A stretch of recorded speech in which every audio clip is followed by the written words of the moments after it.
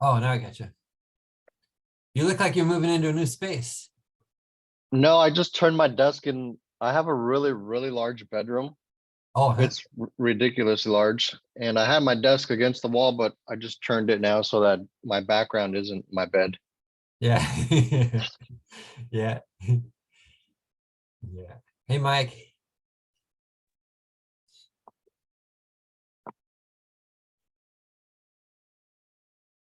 I can't hear you, Mike.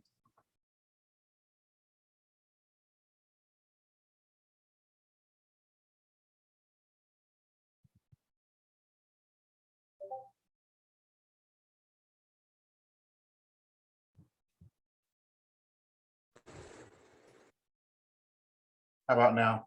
Yeah. I can hear you now. Sorry, I was saying, I just saw that Mad Shot tool. It looks pretty cool. Like I'm used to lots of screen cap stuff, but then to have a link hosted was actually kind of neat. Link posted for what? Rob just shared a new tool called Mad Shot for getting, instead of having to like share an entire spreadsheet or just posting an image, you can share a link that ties you back to the screenshot. So it's like, it's the same end result, but without having to worry about, is it an image? Is it allowable in a certain field or form? Gotcha. Pretty cool. Yeah. Hey, Josh. How's it going, man? Good, Ralph. How you doing today? I'm doing good. Good. Where are you living, Josh? I'll make Mike chuckle. It's BFE, Kansas here. I am. He doesn't get either. Well, just bum bleeping Egypt, Kansas. One of the very first times Josh and I talked, we were saying like, oh, are you out in the middle of nowhere? And he said BFE. Like, what? It didn't, like, I'd heard it before a long time ago, but now he says it all the time. It just makes me laugh. No, but like most literally, I mean, I am 4 hours east of Denver and five and a half west of Kansas City. So Okay. about just south of I-70, which runs straight through, so, but it's kind of just nowhere, but I mean, it works for now. So You're in Colorado, Josh? no, I mean, I kind of, a lot of times I wish I did, but no, I am just in the flat open plains of Western Kansas. I mean, just not a lot going on out here. My daughter lives in Highlands Ranch, but we had a place in Parker and Elizabeth and Larkspur. I haven't lived out there in a long time, but some of the extended family still does. And she, like I said, she just moved out there in June. Yeah, I remember you said that. I mean, we love going to Colorado. I mean, we go at least once a year, take the boys and stuff and our family, and it's beautiful. A lot different than right where I'm at, exactly. Oh, I mean, I don't know exactly where you're at, but I've driven Close through enough. there so many times. Like, it's literally, for those of you who haven't had that pleasure, literally tumbleweeds rolling across the highway. Yes. Like, that's where he's at. Tumbleweed. Flat, wide open. I mean, Are you near the windmills at all? I mean, I know the wind farms are all over the place. Oh, there. Yeah. I mean, there's one that's like 20 minutes away. Another that's they're all around here. They've got to be near, big transmission lines. So the closest one's like 20 miles, but so you're away. There's plenty of them. You drive around. Trip. Yeah. Well, I haven't heard from Aji since we're going to record this, Ralph, and I think you're already recording it. Maybe we just go ahead. I do have another call that I've got scheduled right at the top of the hour, so I'll need to jump off personally right at the top of the hour. Yeah. Okay. Cool beans. I'm going to share my screen here. Rob, while he's doing that, I don't know if you have had a chance to see or respond, but if you could send me a note on an update on Melissa, that would be awesome. or let me know if I need to reach out. Sure, I will follow up with acquisitions and see what the issue was. Awesome. Thank Yeah, you. cool. Thank you. Hey, everybody. Oh, my mic was on mute. I was trying to say something the whole time. Technical difficulties. All right, go, Ralph. All right, cool. So I want to go over the overview of the 7 habits that and how it would apply to us in our team, in particular to disposition managers. But the idea behind this book, I don't know if anybody's read the book. If you haven't read it, I highly recommend it because it has so many concepts to help out in a work environment, in a team environment, but also in our personal lives. It's just a really solid put together book as far as growing to success. You know, the idea behind it is 7 habits to effective people, right? So you want to be effective in whatever you do. We're going to look at it from the work perspective, but the idea behind it is that we build principled habits. You know, we can choose what habits to build. They can be built on solid principles, such as fairness, honesty, integrity. You know, there's a lot of different principles in life that we all realize are valuable principles. And when we build habits around those principles, then we build character. And building character will build our success. And that's the goal, is that we, you know, we're successful in life in various aspects, in family life and work life. But one of the challenges to having success is our paradigm. And a paradigm is basically how we view life. So our upbringing, our schooling, our experiences in life, our set of knowledge that we have will build how we view life, how we frame the things that we see, the map of our world. That paradigm might be more accurate or less accurate depending on our background. It could become a hindrance to our success. So we want to be able to build a paradigm that will help us to be successful. And what he shows is that we all grow as a human being across 3 different phases: dependency, independency, and interdependency. As a baby, we're all dependent on others. We have to rely on others to survive. But as we start maturing as a child, we learn to be independent. Our parents help us. We help our kids to learn to be independent, as we see the kid on the bike. But in any aspect of life, the goal is for a child to develop and grow so that they can be independent. They can survive on their own. But beyond that, the next level is interdependency. And that's working as a team, whether it's in sports or in business. When we can work as a team, we can accomplish a lot more than we could as an individual. So this shows it in the work world. It's not simply a matter of growing from a baby to a child to a youth or an adult, but even as adults, we might be at a different level in this scale, from dependency to independency to interdependency. So if we're at the dependency level, a lot of people at the dependency level, they just want a W-2 job. They want someone to come in and tell them what to do and how to do it and walk home with a paycheck. And that's the dependency level. If no one provides that job for them and no one tells them what to do in that job, they're stuck because they're at the dependency level in life. Beyond that, you get to the independent level. So the independent person, they invest in personal development. Maybe that's to become a professional. They might become a professional accountant, a professional lawyer, or some other profession, but they've invested in themselves so that even if their current job situation doesn't work, they can move into a new job with their independent mind frame. They know they can handle it. Or they might become a solopreneur. They might develop their own business where they can succeed because they are independent. The next level up is interdependency. That's where you get into team management and you get into the ability to work within a team more successfully. So people are at different stages of this process. Some are more dependent and others are more independent.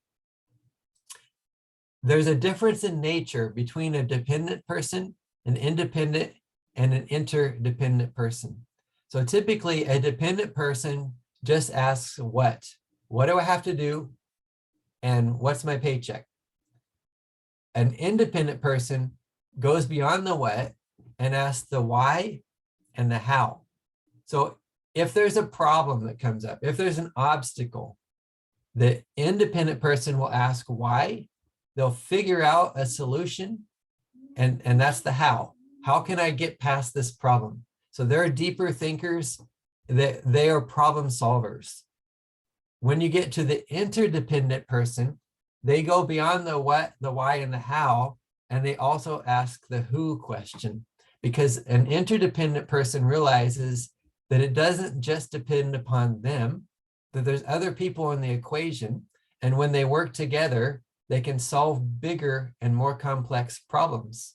So that's the idea behind this. And the reality is that we're all at different stages. Some of us might be at dependency, some of us might be at independency, and some might be at the interdependent level. Quite frequently, what we'll see is people in our organization that are at the property finder level, there are probably a greater percentage of them at the dependency level. Without someone to tell them exactly what to do and how to do it, they're stuck and they rely on us. They're not able to accomplish it on their own. But as people move from property finders to acquisition managers, to disposition managers, to team managers, there's also that need to develop from dependency to independency to interdependency. And that's what we want everyone to have in their mindset is, where am I at personally? And how can I grow to the next level? As you grow to the next level, no matter where you go, no matter what you end up doing, whether you stay with Fat Juicy Deals, Harp Home Solutions, or you end up working with a different team, or whatever you decide to do, you will be more successful by having this mind frame of developing your interdependency and working as a team as opposed to on your own.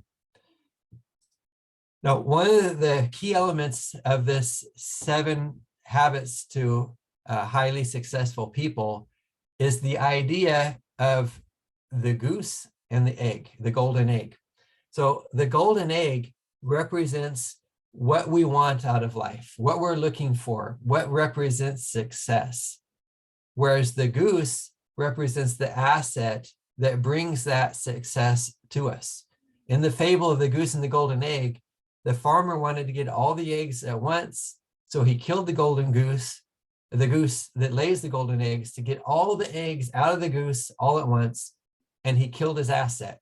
And now there's nothing to provide that golden egg anymore. So what we want to do is look at life with 2 different perspectives.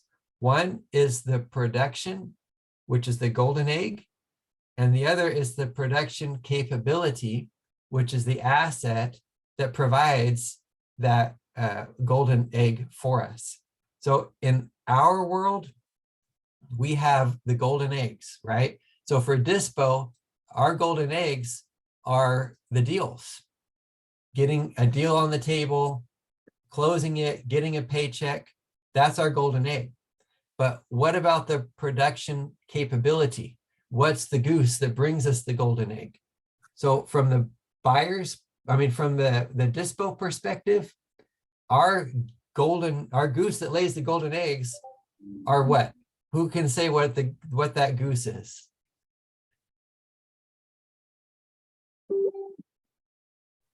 Anybody know?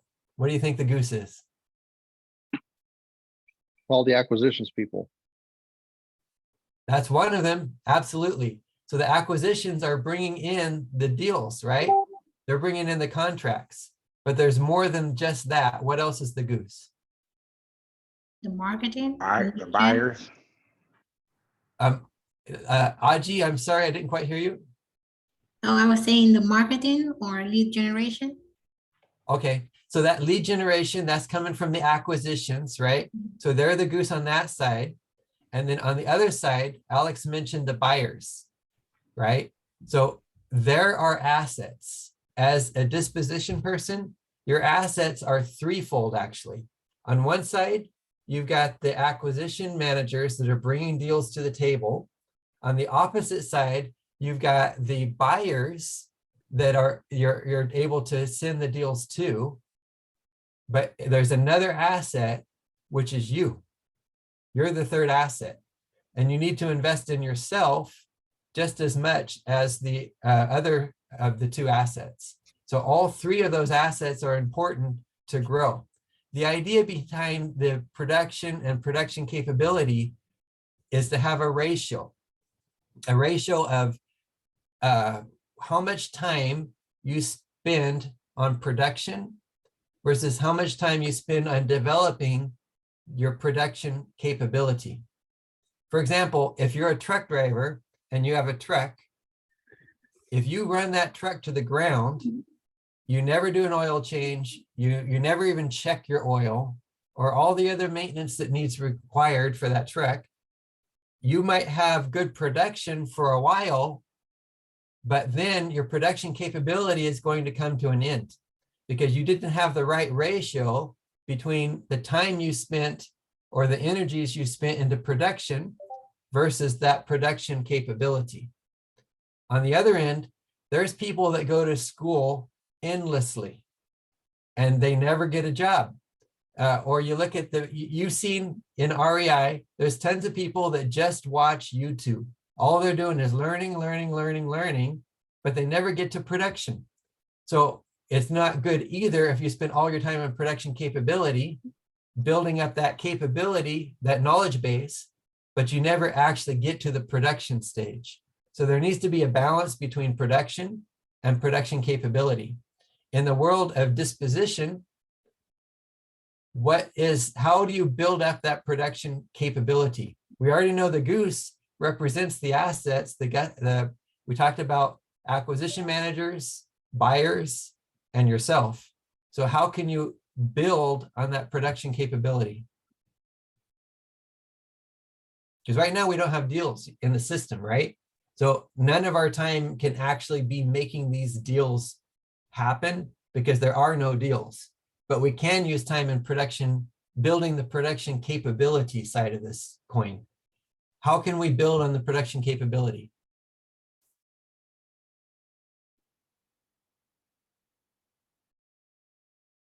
Overall, the production capability can be expanded because right now we're only focusing on market production where we can expand the production in other areas. But I thought that was a future goal.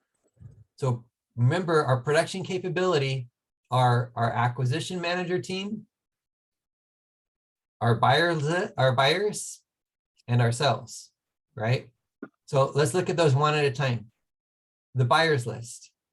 Our buyers is one of our gooses that lay the golden eggs, right? They're our asset that helps us be great at disposition. How can we improve our production capability with our buyers? How can we improve our buyers list asset?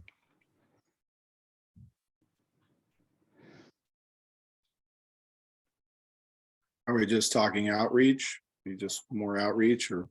Yeah, Just the capability of reaching out to the buyers and building those relationships. So when it's time to dispo these deals, it's going to make it a lot easier. Just knowing their buy box, what they're looking for, what they're buying. absolutely. If they don't know you and all of a sudden they get this email blast or this text message blast, how likely are they going to pay attention to you? So what was that, Josh? I just said slim. Yeah. I get all the time these deals in my inbox that I don't even look at because I have no clue who they are and it becomes junk mail. I get so many of them. I looked at a number of them in the beginning, but they become junk mail if you don't know who they are. So a lot of these buyers, they constantly get all this junk mail, these deals, quote unquote, but from people that don't know how to analyze. They're not really good deals. So you're just another one on the list, unless you have a relationship with them. If you call them, you talk to them, you get their buy box, you keep up that relationship. Now you've built that asset, that goose that lays the golden egg, because of that relationship that you have with your list. The money's not in the list if it's a cold list. The money's in the list if it's a warm list or a hot list. So you want to keep your list, you want to keep a relationship. 10 good buyers that you have a relationship with in your market is worth way more than 100 buyers in your market that you don't know and they don't know you. So you want to develop those relationships and categorize them. You'll have your VIPs, and you'll have, everyone will have their own buy box. And that buy box will change over time. So what their buy box is now might not be the same as their buy box 3 months from now, because the market is changing and maybe their own business is changing. So maybe originally they were doing 3 2s and now they're ready to do 2 2s, or maybe they're ready to do 5 4s, or whatever their market is. They might be tweaking with the market. Or like I was just talking to one buyer, he was doing fix and flips. Now he's moving over to BRRRRs. So if we know our buyers, then we can work with them to find out how to close their deals that they're trying to do right now. But that relationship is key. If you keep up that relationship, when you do get a deal in the door, then that buyer will listen to you, he'll make the time for you, and you won't just be junk mail. So that's the buyer side. That's how we can increase our production capability from our buyers. We feed our goose, right? What about on the AM side? How can we do that on the AM side?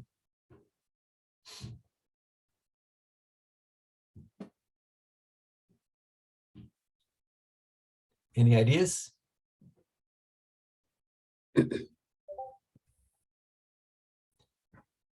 How can we, the AM, our acquisition managers, they're going to be bringing us deals, right? How can we help them to bring us more deals? We want to feed that goose so that the goose brings us more golden eggs. What can we do that will help our acquisition managers bring us more deals? Just having very defined criteria and areas and specifications based off of buyer data. Just making it as easy as possible for them to find the deals. Yeah. To direct their PFs to find the deals. Yeah, absolutely. Doing what you can to help them, maybe feeding them fresh information about the buy boxes so that they know what to look for. But I'm going to mention you for a moment, Josh, just because you spoke up. You did a Zoom recently, right? To help them to know how to run comps. Yeah. That's feeding the goose. Right. So when you're having those regular meetings with your acquisition team, you're helping them improve their skills so that they can be better at their job and bring you deals. Right. Right. So that's how you're growing that goose. You're feeding that goose to give you good golden eggs. And the idea here is that as you're building up your golden egg or your geese there, your acquisition managers, you want to train them to take your spot. Yep. That way you can become a team manager. And that's really what's going to happen if they're willing to grow, if they're in that mind frame and they're at the interdependency level, and maybe we can help them develop that. As a team, we're going to be working to try to help everybody improve, myself and Alex and Lynn, but you have your own private team that you're helping to improve on a more private level so that they can become disposition managers and so that you can move on to become team managers. But, on a personal level is the third note. How can I improve myself so that I can become a better manager? so that I can become more skilled at my work and also move on to develop my own team. So that's the whole idea behind the 7 habits. And I'm going to be going through that with the acquisition managers, with the property finders, for personal development of everyone, so that everyone can see how to work on a team better and grow together better. Some people don't understand how to work on a team, and they don't know how to problem solve. So like I've talked to a number of property finders that said, I don't have any properties. I've only got 1 zip code. But we didn't find out about that for weeks. So the question is, did they talk to their acquisition managers to solve the problem? Did the acquisition managers talk to the dispo managers? You know, if there's a problem, we work together to solve that problem, right? There's always a solution. Every market is different. Every situation is different. But if we're in the mindset of let's work together and find a solution, then we can make things happen. But if the property finders just say, yeah, this is too hard, I'm leaving, then they'll just walk away. But, you know, we all should be proactive in trying to look at what the problems are, what solutions might be there, and how we can make that solution work together. And we're all in it, you know, we're all trying to figure out what the problems are. How can we make this machine work and flow?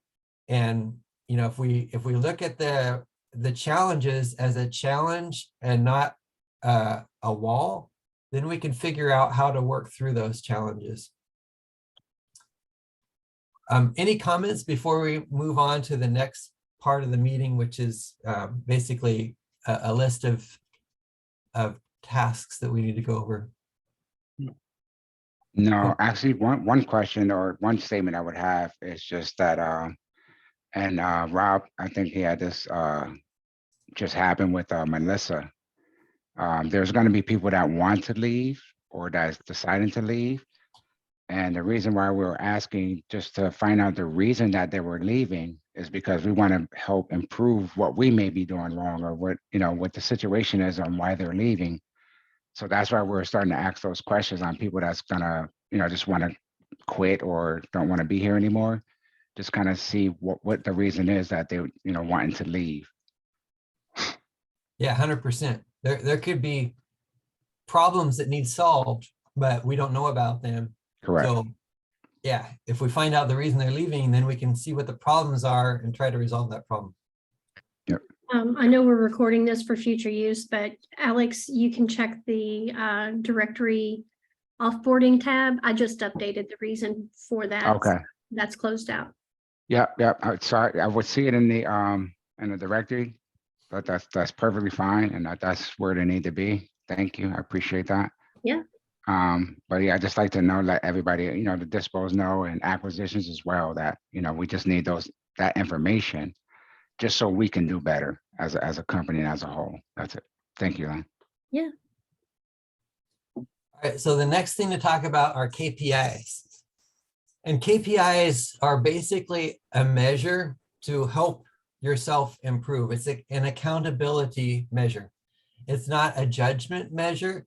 It's to help us all know where we're at and be able to measure where we can improve and where everyone else is at, so that we can see if somebody else is doing great and we're not, what are they doing that we can learn from so that we can do better. So there's KPIs for production and KPIs for production capability.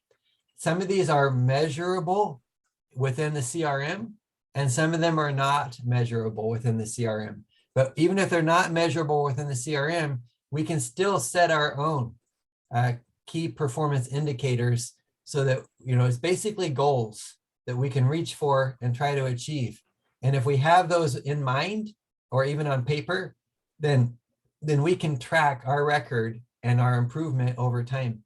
So with production KPIs, remember, productions have to do with closing contracts, closing deals, getting paychecks. How big are the paychecks? What do you see as potential KPIs, whether they're trackable in the CRM or not? What KPIs could we use, in particular as dispo managers, to track our records and improve on our own personal success.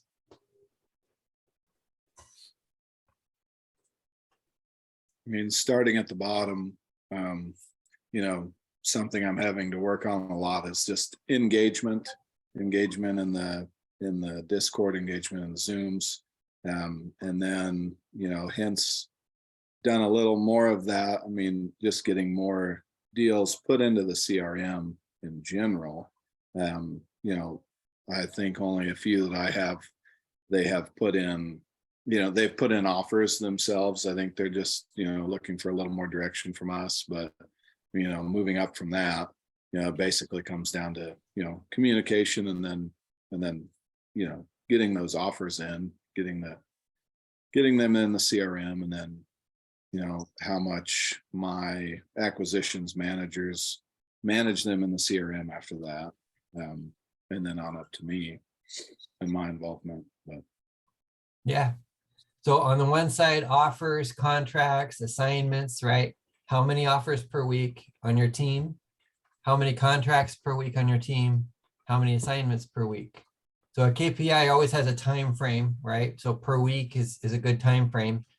And we're just trying to get people rolling. And the first element is offers, right? So how can we help our acquisition managers to help out their PFs to get those offers on the table? And then contracts. So the acquisitions do the contracts. And then as dispos, you do the assignments. So those could be measures that we can try to improve the numbers week by week. And then you also mentioned within Discord or elsewhere that contact with people. Maybe it's follow-ups within Discord, or maybe it's one-on-one phone calls that we can have. The nice thing about the disposition is you only have 3 acquisition underneath you. Perhaps some markets might end up with more, some might end up with less. But the idea is you have a very limited number of acquisition managers so that you can have, number one, your weekly call, but number 2, conversations with them to help them out. So when you get into the conversations, the follow-ups, that's more production capability KPI. So on the production side, you got the offers, your contracts, assignments. That's the conveyor belt of the deals, right? They go from step A to B to C to D. Those are your production KPIs. On the production capability side, you can look at conversations with AMs, conversations with buyers. So how many conversations per week are you having with buyers? How many conversations per week are you having with acquisition managers? So we don't have to wait for a problem on an acquisition side to react to that problem. We can proactively call them, find out what's going on, how they're doing, how can we help them? And that will help them to improve in their skill set and be able to put deals on the table. In addition to that, not just conversations with buyers, but actual buyers into the CRM, not just uploading a list, but buyers with details, buyers with buy boxes. So I'll put in here. So if we have their buy box, then we know what to look for. If it's just an upload of a buyer, but we don't really know what they're doing or how active they are or any of the details of their fix and flips, maybe they like guts, maybe they like cosmetics. But if we don't talk to them, we don't have those details, then we're just another spammer for them. Only if we actually have that relationship, we get the buy box into the system. And then with that information, we can only send to them the deals that match them. If we don't know their buy box, we can't do that. If the system's set up with their buy box, then we can blast out to them. We can syndicate out to everybody in our market that matches the buy box. If we don't have the buy box, we can't do that. So that's another KPI, is how many new buyers are we putting into the system weekly that include their buy box. So that's a measure we can use. What do you guys think as far as on the buyer side, we could do on a weekly basis, each buyer, each disposition manager inputting a buyer with his buy box into the system? What's a reasonable KPI there?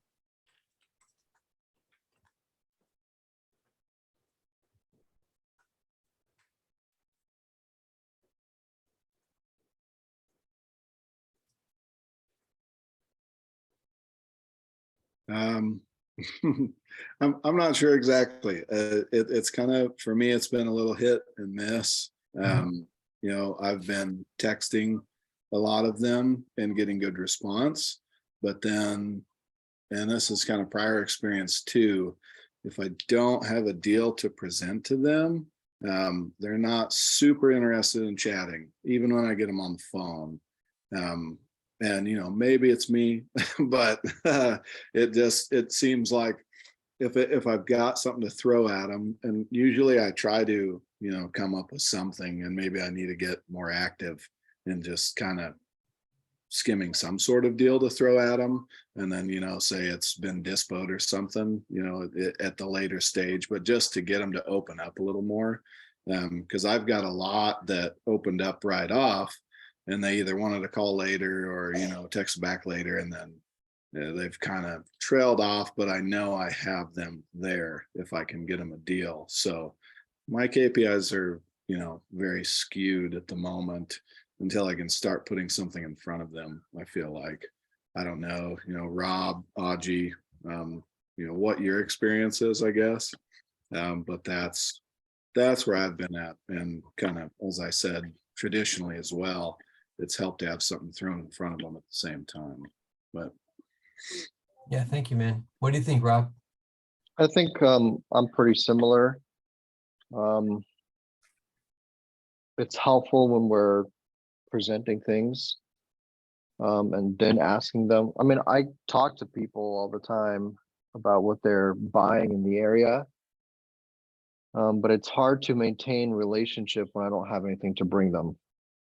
You know, so I'll talk to them, and then it's hard to have a good follow-up with them until I have, you know, product to offer.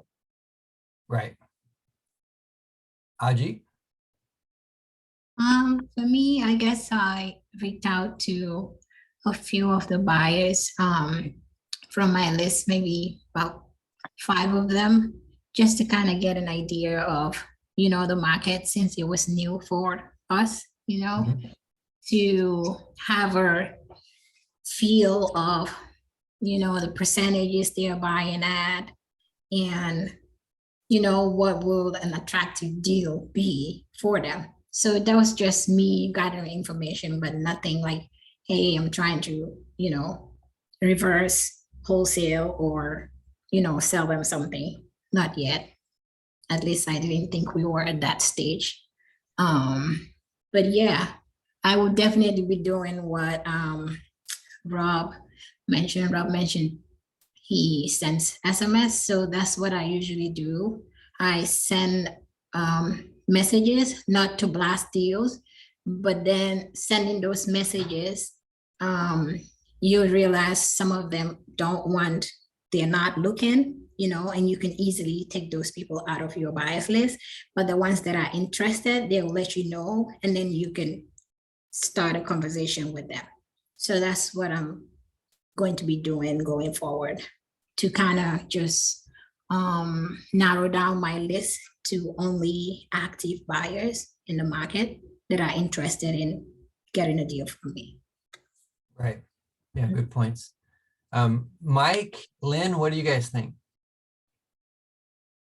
Well, I don't want to read too much into it, but based on the conversation you and I have had last week, I'm wondering if what you were looking for there was some insight on, let's assume operating procedures are as normal or kind of as expected, and we have a deal flow, we have, you know, like a sales flow going.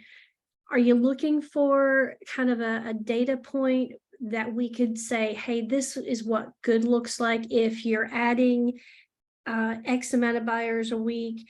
Or, how do you measure success? Is that what you're really looking to quantify here, or kind of get more anecdotal information?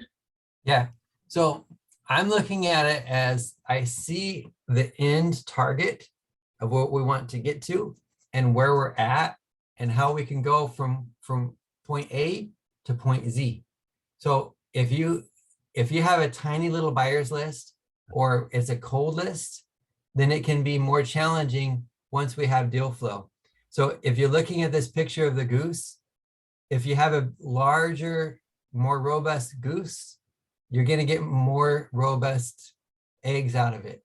So are the eggs going to be tiny or are they going to be large? If you have a large pool of buyers to work with, you're going to end up with a higher dollar per assignment fee because you have options and you have relationships. And those options and relationships help you. Going from A to Z, how do you get there? The system is built, the CRM is built so that we can filter back to only send out to the right buyers and not all the buyers. One thing that I definitely don't want is to become their junk mail. So if we just use the system to blast out to a cold list, we will become their junk mail. And that's not a good scenario because we'll burn those bridges. So if we have a relationship with them, we're not their junk mail. If we have their buyers list into the system and we, if they're looking for a 3-2 and we end up sending them a 2-1 that's much tinier than what they're looking for, we might become their junk mail. Or if we send them a deal out in the country and they only want city, we might become their junk mail. So if we get all those details into the CRM and it's set up so that we can only send them deals that match their criteria, then we can do that syndication within the system for their matches. And then we can also call them and say, hey, I just sent you a deal that matches your criteria. But the only way to do that is if the system is populated with their details. And the only way we can do that is if we have a conversation with them and get their details. What I'm hearing from everyone is it can be challenging to get that relationship going when you don't have deals on the table or you don't have something in the pipeline. So, the idea behind a KPI is it's a way of measuring your pathway, that you're actually making progress. And it's a way of motivating to meet certain goals. If we don't have a goal in front of us, then we won't be able to meet that goal because there is no goal. But if we have some form of a goal, like with the side of the property finders, their goal is offers. How many offers per day can you do? How many per week can you do? So if they say I can do 15 a week, then that's a motivational factor. The AMs can light a fire under them. They can be their accountability partner to help them reach their own goal of 15 offers per week. And then that can grow from 15 to 20 to 25, et cetera. Same thing on the dispo side. If you have a goal in front of you, maybe your goal is have 5 convos per week with buyers and add 1 in the system per week. Or maybe your goal is have 20 combos per week and add 5 into the system per week with their buy box. But I understand the complexity of not having deals in the system.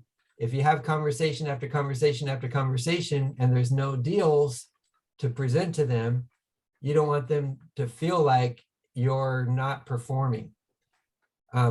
So I'm not here to say, this is the number, this is what you need to do. I'm trying to gather information, see what the challenges are, and come up with a solution together that might work to be able to build that robust buyers list with their buy boxes so that we can get from A, where we're at now, to Z, the end goal.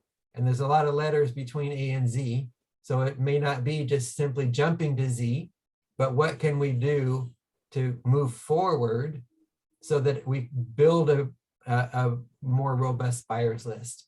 And one thing that Alex and I have talked about and we never want to do is shut people off from doing their own deals outside. So as you're building this buyers list, it's good for you, not just within Fat Juicy Deals, but for your own other JV things you might have going on. So if you have your own JV partners outside of the deal, and outside of Fat Juicy Deals, and they're bringing you deals as well, well, you're like, let's pick on Rob for a moment. He's got a buyers list in Dallas, Fort Worth. If he has other channels to bring in deals for Dallas, Fort Worth, he becomes the DFW Dispo guy. And he can use that same buyers list no matter where he goes.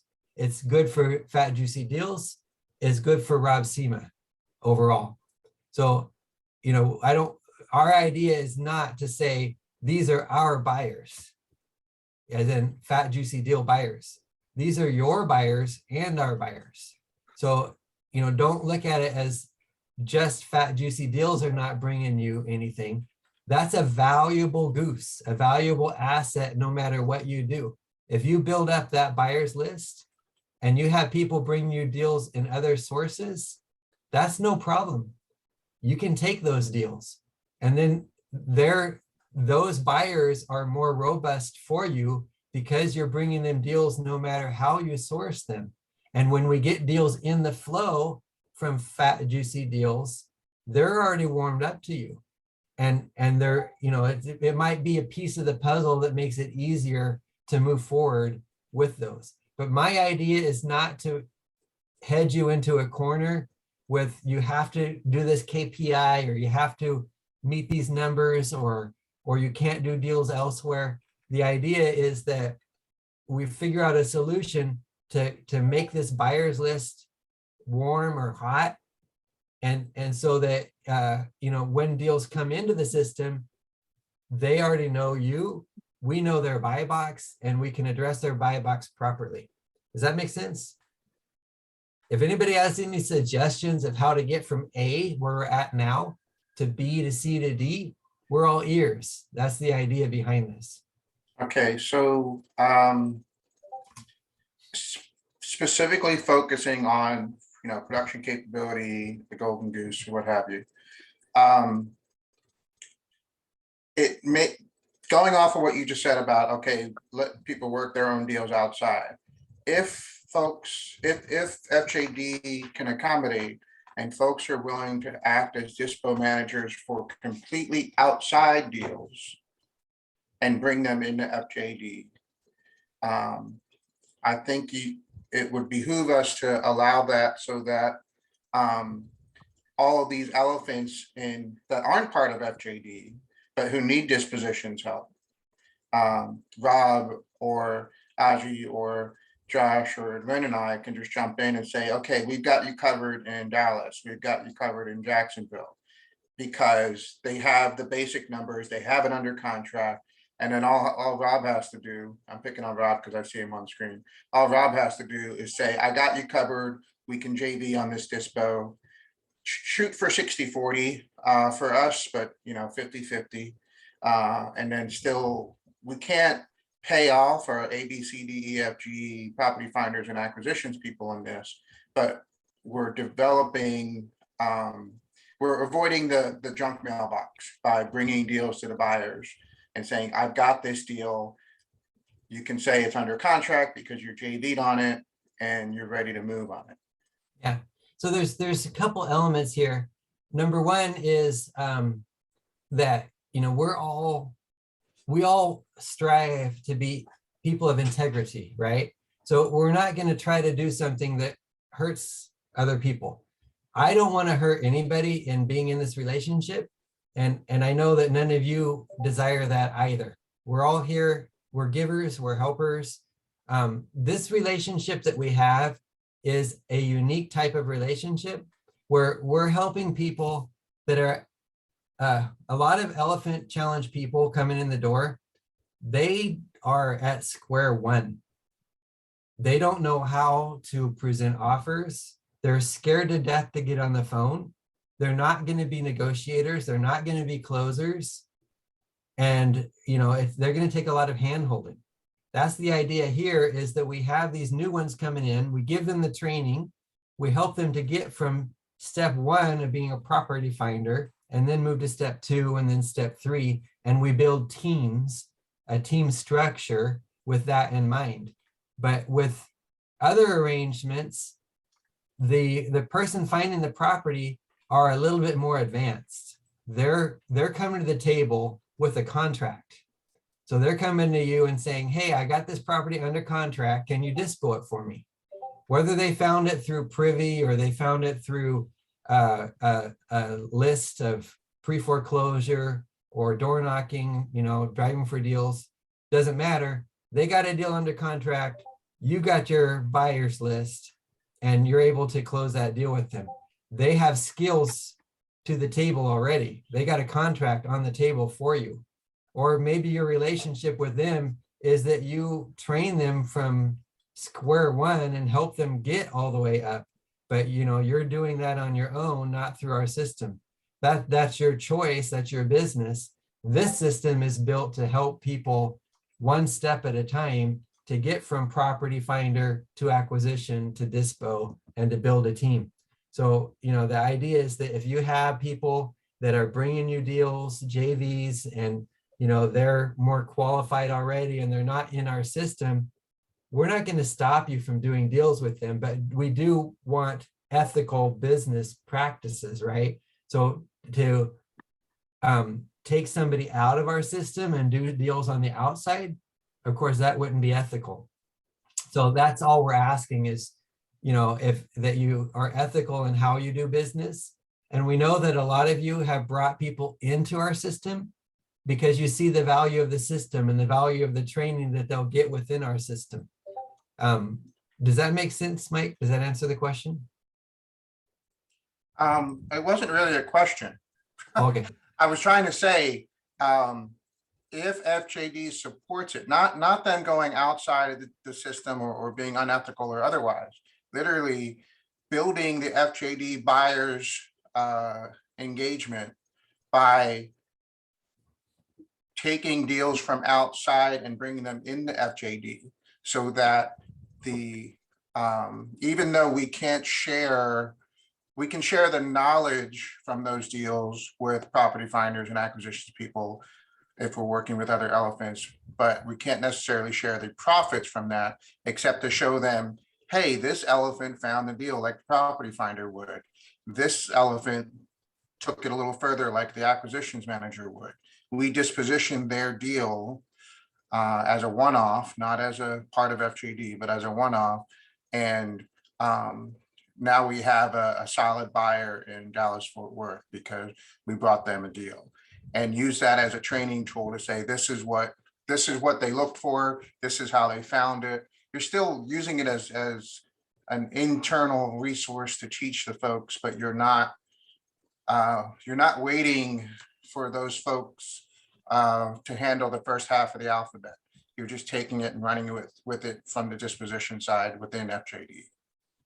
Correct. I understand exactly what he's saying. Me and you touched on that before, Ralph. Even with the acquisition managers, they shouldn't be waiting for property finders to give them leads as well.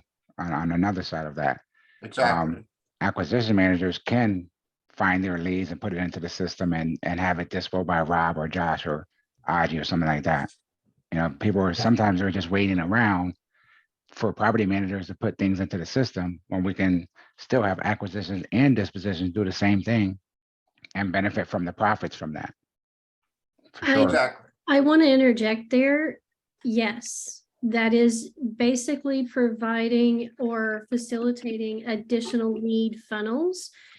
I'm not sure that we're aware of all the risks if we're now saying, hey, just go and find deals so that we can have deal flow. Is there a risk of acquisitions not having time to respond to and nurture and support the property finders? And I think the same could potentially go for the dispos.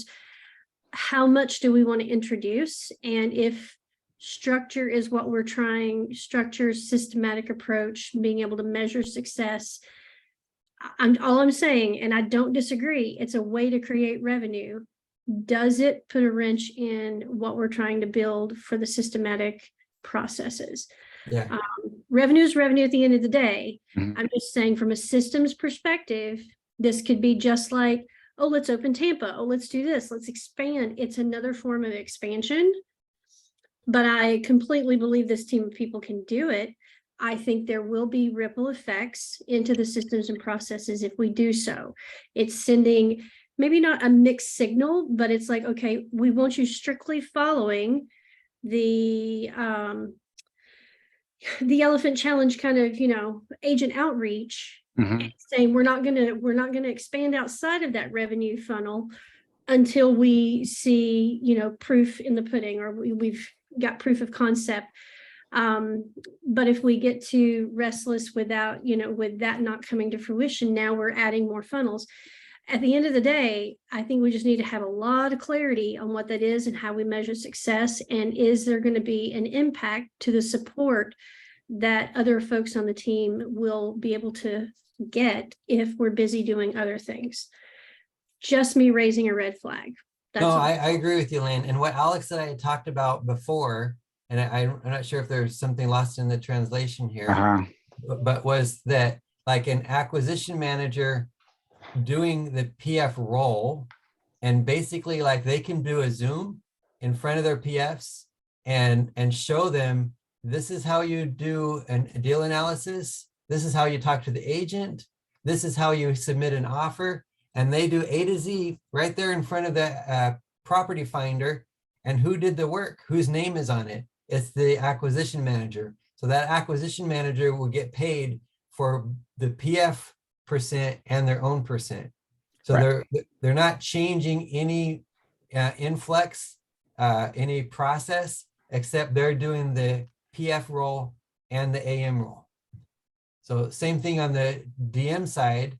DMs you guys could train your people, your team, by doing the same thing. You can get on a Zoom and show them, this is how you do the PF role. This is how you do the acquisition role. And then if that deal goes through and it goes to Dispo, and you're the one that acted as the PF, you're the one that acted as the AM, then you get paid the percent for the PF and the AM and the DM. Yeah, I see that. I was just saying, if that's how we create revenue, are we still doing the DTA, DTA? direct to agent? Oh, yeah. I mean, that's an Yes, element yes. of this. Yeah, for certain. Yeah. That's a part of what we've been training people, is that there have two roles. One is to find the property on the MLS, on Privy, and make an offer on that property. But the other element is we're building a direct to agent referral network. So as we build those relationships, they're going to bring us pocket listings. So that's definitely a key element to it, as well as that relationship with the agents. I can tell you guys what the biggest roadblock is right now in my team is when the property finders bring leads that they've comped to the acquisitions team, they are not good, if I can say it that way. Yeah. So and it ends up that the acquisitions team needs to recomp the whole thing. And maybe the property finder will only include one comp, to the property alongside the subject property. And so what we've talked about, what I've talked about with my acquisitions team is, because I feel like there's too much for a new person. Most of the people who are property finders on our team are completely new to real estate in general. And so I think there's too many skills for them to try to pick up in such a short period of time. And what do I mean? I mean, first they need to learn how to comp, which is, it's not difficult, but if it's something that you're completely just introduced to, can take a little bit of time to develop those skills. After that, they need to learn how to talk to an agent. Then they need to learn how to submit offers. And then what happens if their offer is rejected and they got to renegotiate it? And there's a few, like 4 or 5 different skills that we're asking property finders to do, and most of them have expressed that they feel overwhelmed.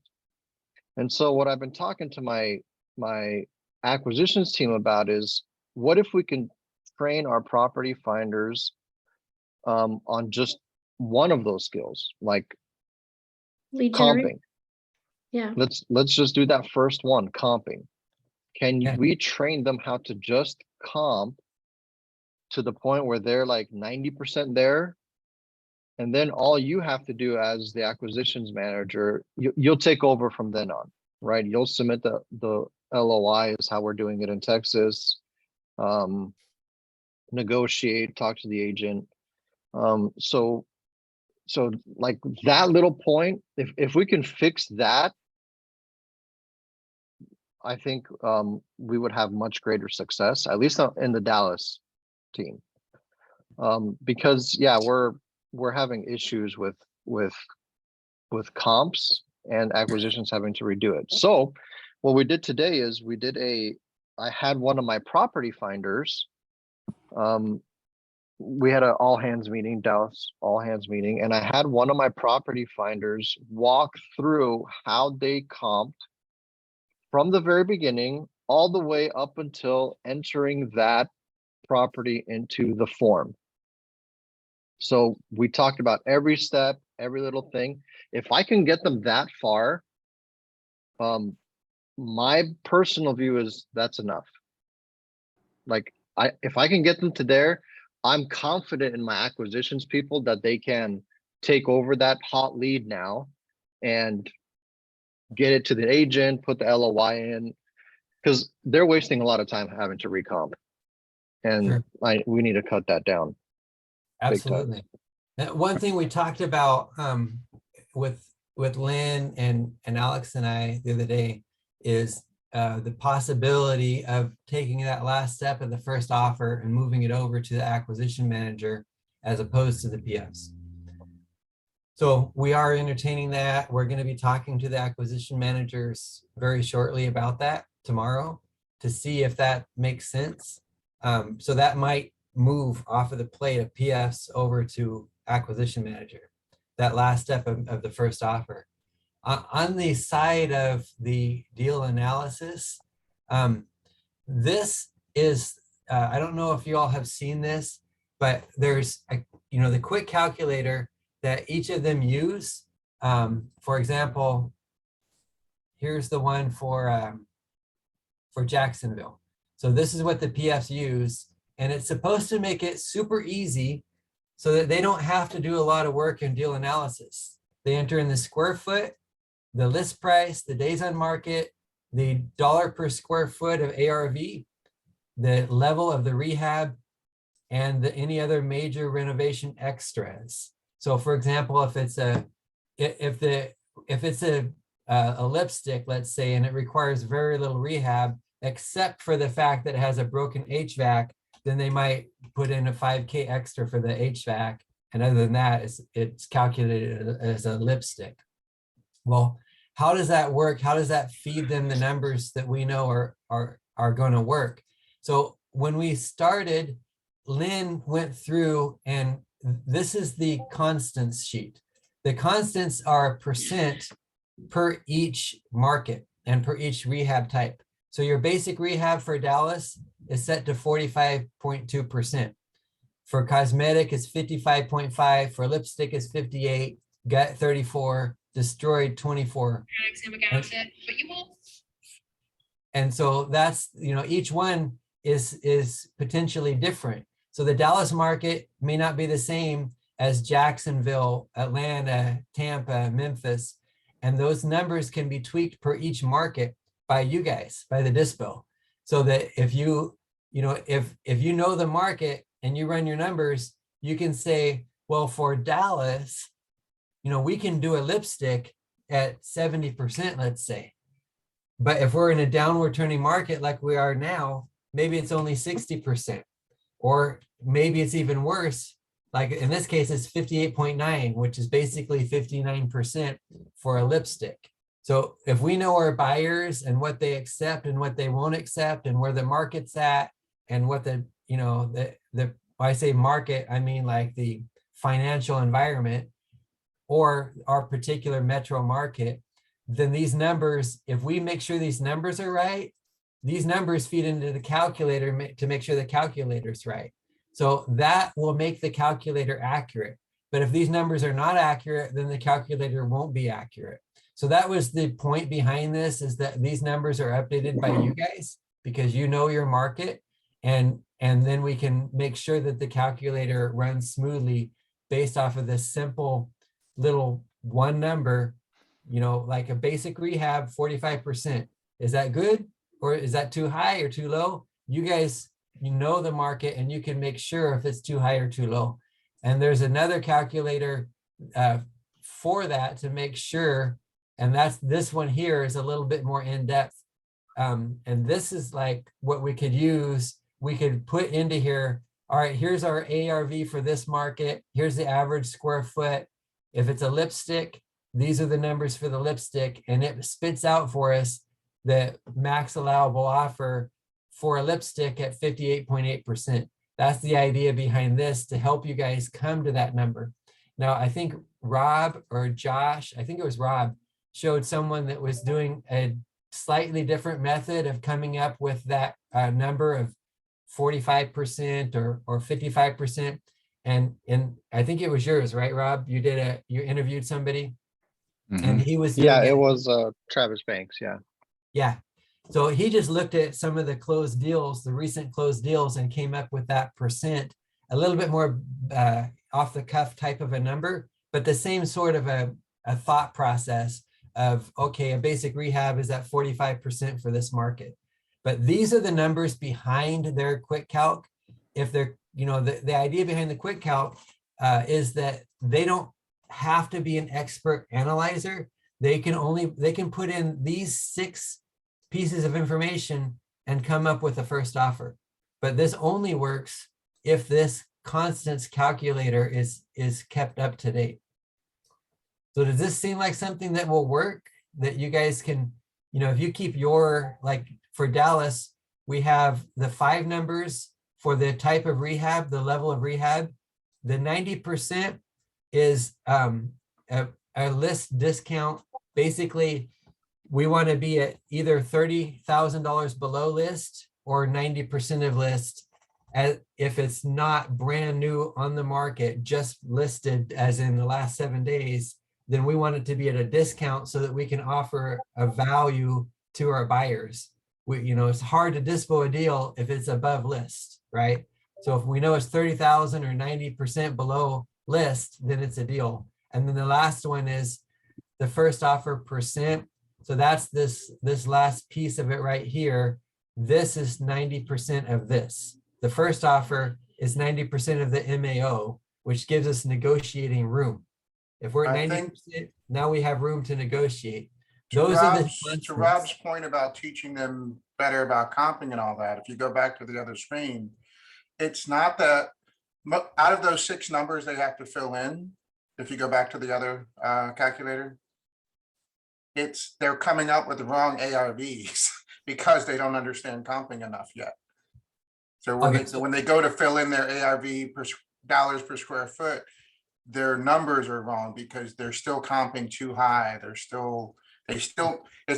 even kind of, for the most part, it looks like they're even getting their Reno types right, but they're starting with the wrong price per square foot. So it's this one cell right here, B4, that's their big challenge. That's the one that throws the majority of the property finders are thrown off, it appears, because they're coming up with the wrong price per square foot. Yeah, so one of the solutions that we're working, so I have Brittany J on my team, on my acquisitions team, and she's an Excel geek.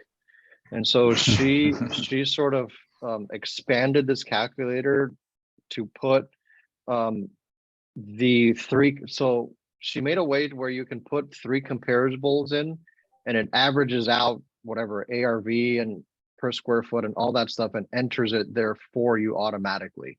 Okay, So all the cool. person has to do is find those comparables that are close enough and enter them there, and it automatically puts those numbers in. We're just trying to make it like super simple. dumbed down. Yeah. Absolutely, Super, man. That's super, awesome. super simple. Yeah. Yeah. Anything we can do to, I like that she took that initiative. You know, that's awesome. I love the Jays, man. They're awesome. But anything we can do to make that role easier, you know, I appreciate that. So yeah, maybe she can share her calc. Maybe that'll make it easier for everybody. Yeah, Sure. I that think she might probably work. would do that in the acquisitions meeting for sure. Yeah. Yeah, anything to make things easier for everybody and things a lot smoother, we're open to for sure. That seems like a nice addition to it for the calculator. Yeah. All right, and we'll see what else we can do to help them with their ARV calculations. A lot of times it's just filtering out to finding actual comps, right? As opposed to non-comps. You can't run an ARV off of a non-comp.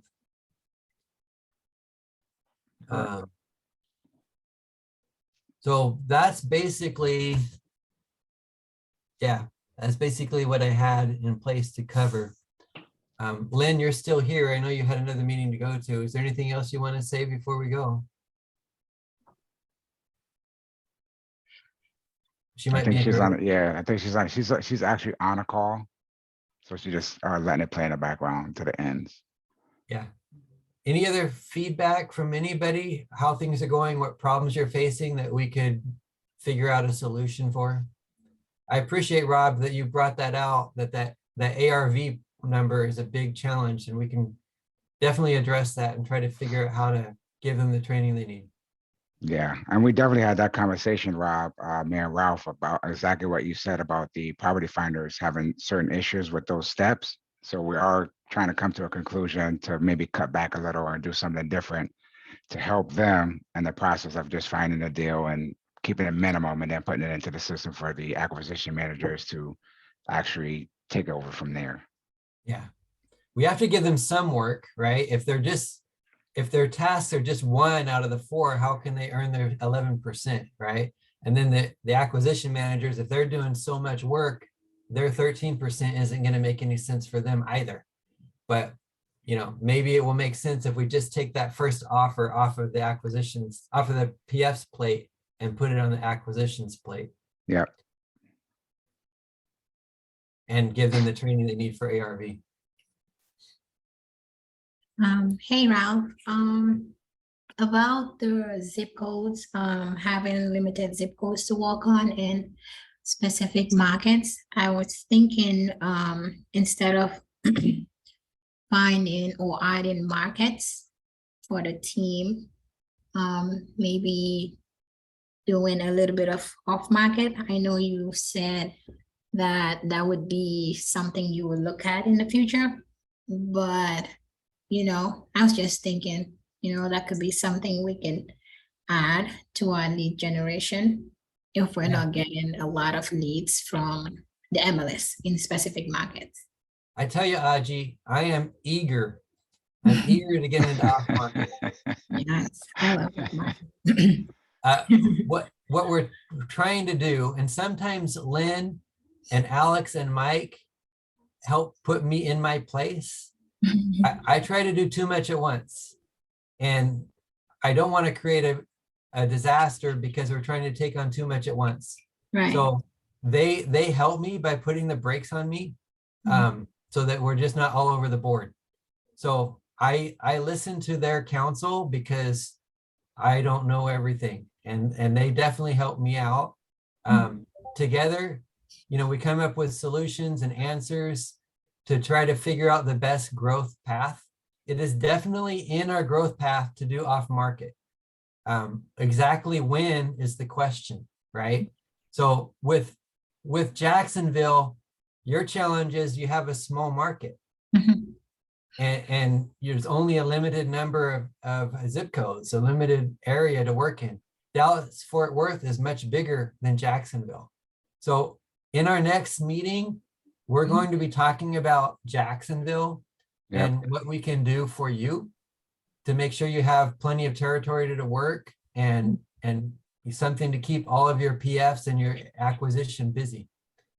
So Okay. one thing we've talked about is perhaps only having 2 acquisition Mhm. for Jacksonville, so it's not overloaded, and perhaps moving an acquisition over to Dallas Fort Worth. But at the same time, we don't want to leave you with no workflow or too little of workflow. Right. So we're trying to keep a balance there. And then the other side of the balance is, do we tack on off market? If we do, how do we do that without being all over the board when we haven't even sounded down the processes that we're doing right now? Yeah. So please understand that your suggestion of off market is a great suggestion. And we're looking at that. We're just trying to figure out when is the best time to actually implement. Okay. That's just throwing it out there, just in Yes. case. Yeah. Yeah, thank you. Yeah, we do appreciate that.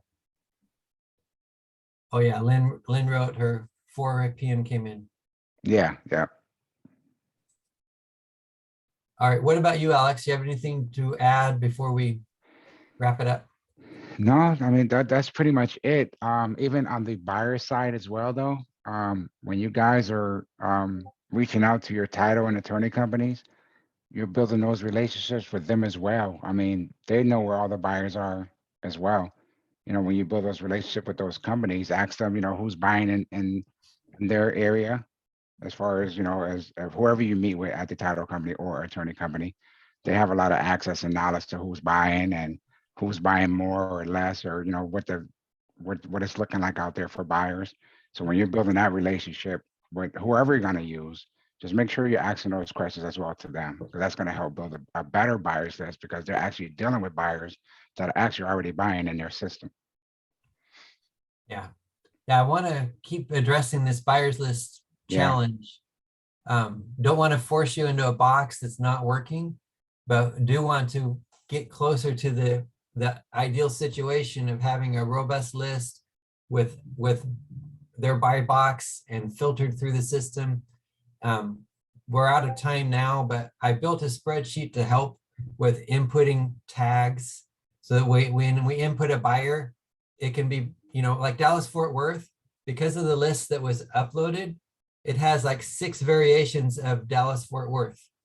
Dallas Fort Worth, DFW, Dallas dash Fort Worth. And then when you're going through and checking the boxes, you got to check all 6 boxes to get the DFW list, right? So there's challenges of keeping formatting uniform. And then the same thing on the side of buy box criteria.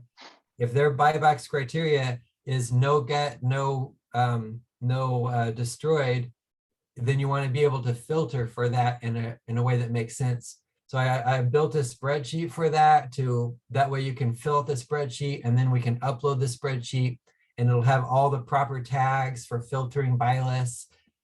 It's just a rough draft. We can address that next week. We're already way past time, but I just want to keep moving down the road of improving our improving our buyers list and the data that we're inputting, and the you know, building that golden goose to a point that it makes, you know, when we have a deal flow, it's solid and it's not like, oh, we're caught with our pants down because now we've got these deals and our Right. buyers don't know who we are. Yep. Well, thank you, everybody. Appreciate your time, and let's make this happen little by little, one step at a time. Sounds Appreciate good. all you being on the All team. right. Yeah. Thanks. All right. Thank you, everybody, for your time. Appreciate it. Bye-bye.